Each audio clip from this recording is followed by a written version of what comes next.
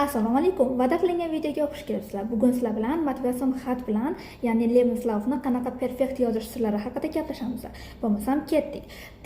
Demak, har doimgidek men sizlarga kompyuterda ko'rsataman. U qanaqa bo'ladi, nimalarga kirish kerak, qaysi saytlar sizga yordam beradi. Bo'lmasam videoni oxirigacha ko'rishni boshladik. Xo'p, birinchi o'rinda biz, ya'ni Google ga kirasiz. Bilasiz, men doim videolarni aytaman, hamma narsani men Google dan topaman, osmondan emas. Xullas kalom, Google ga kirasiz, ya'ni Chrome ga kirasiz, farqi yo'q. Lubo Chrome, Yandex farqi yo'q. Lubo ga kirasiz. Men hozir naqadaman, Chrome daman to'g'ridan-to'g'ri ketdi. Demak, mana bu yerda men yozdim, Lebenslauf kostenlos deb yozib olishimiz kerak. Va yozganimdan keyin chiqdi bizda okey, also. Demak, mana bu chiqadi sizga primoy. Mana bu yerga kiramiz. Mana bu sayt eng zo'r sayt, sizlarga tavsiya beraman. Demak, mana bu saytda siz polniy nemis tilida bo'ladi. Nemis tilida Lebenslauf bilan motivatsion xatlarni perfekt yozish haqida yozib beradi. Bu yozish haqida yozib beradi. Просто tak ma'lumotlarni o'rniga o'zingiz ma'lumotlaringizni qo'shishingiz kerak bo'ladi. Demak, misol uchun oddiy bir men pastga tushaman. Demak, qaranglar, men aytyapti, beliebteste kostenlos Lebenslauf Vorlagen Muster. Muster degani masalan, ya'ni например, anaqa shablon bitta gap bilan. Xo'p, bu yerda aytyapti, qarang, turli xil variantdagi Lebenslauf bilan anaqalar bor bu yerda, ya'ni motivatsion xatlar bor. Misol uchun ketyapti, mana bu yerda biz o'zimizni uchun qildirmoqchi bo'lsak, mana bu yerga kirishimiz kerak bo'ladi. Ko'ryapsizmi? Kostenlose Bewerbungsgenerator degan joyga kirasiz.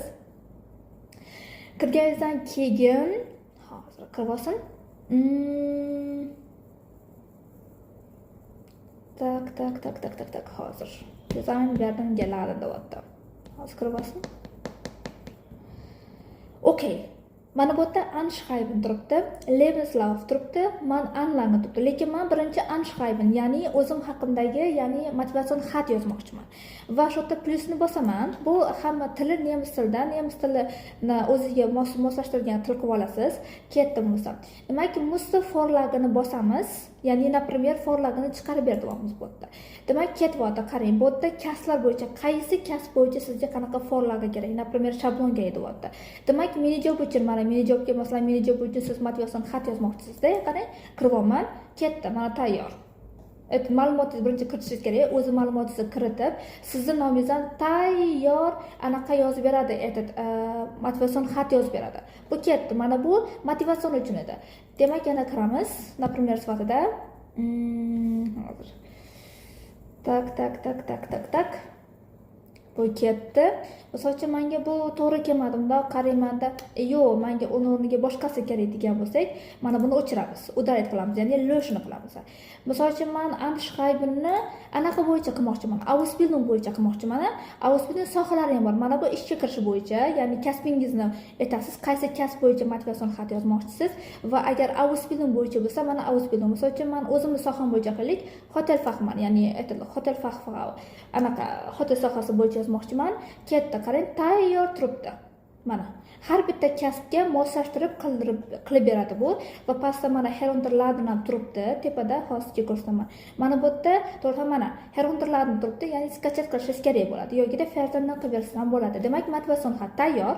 Bu yerda prosta adres o'zgartirib qo'yishingiz kerak, familiyangizni to'g'ri yozasiz va sanani to'g'rilaysiz. O'zingizga moslab, qaysi sanada o'zi avtomatik to'g'rilandi, shart emas. Tak pastga o'zingizni unterschrift, ya'ni qo'lingiz kerak bo'ladi va sizning to'liq familiyangiz. O'zingizni ism familiyangizni kiritishingiz kerak bo'ladi. Keyingisi Lebenslauf, ya'ni CV. Mana bu yerga kiramiz.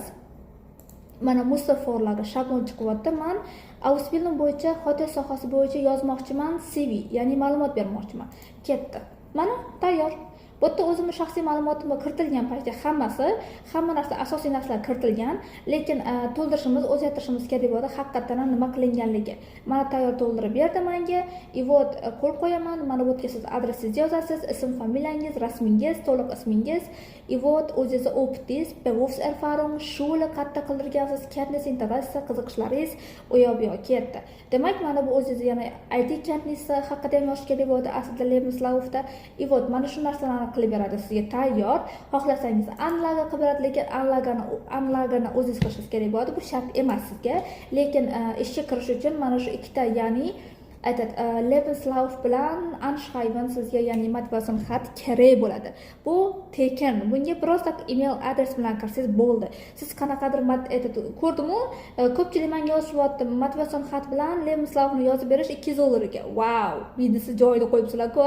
Bunaqa narsa to'lagandan ko'ra veb-saytga kirib tekinga qaranglar. Men sizlarga doim aytaman, Google'dan qidiring. Google. Mana sizga Google. Sizga nima kerak Google? Ey! Oh mein Gott, warum die Leute, die verstehen nichts? Ich weiß es nicht. Ich kann nicht klarkommen. Also, tak bo'lmasam kattakon rahmat ko'rganinglar uchun, videoni oxirigacha ko'rib, chiroyli qilib berganinglar uchun ham va bundan-da qiziqarli ma'lumotlarni olishni xohlasangiz, hali ko'p videolar sizni kutib turmoqda. Menga podpiska bo'lib, like bosish esdan chiqmasin. Kattakon rahmat, keyingi safargacha. Tschüss.